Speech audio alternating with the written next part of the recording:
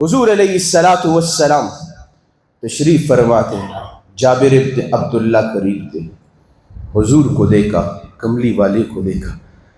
جابر ابن عبداللہ نے رسول اللہ سے پوچھا، یا رسول اللہ، جب کچھ نہ تھا تو کیا تھا؟ جب کچھ نہ تھا تو کیا تھا؟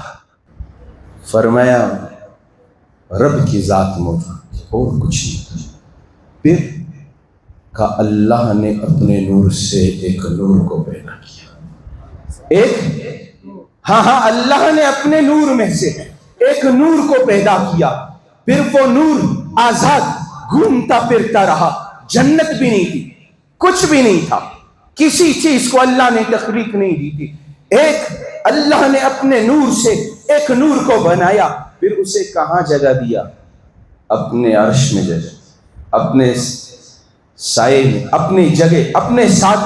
اللہ کے لیے ہم کوئی تشبیہ نہیں دے سکتے، بس ما یلیق بشان۔ آپ نے حضور کو اپنے ساتھ، اور یاد رکھیے گا یہ مقام محبت تھی، یہ صرف مقام محبت، کسی کو نہیں دکھایا گیا۔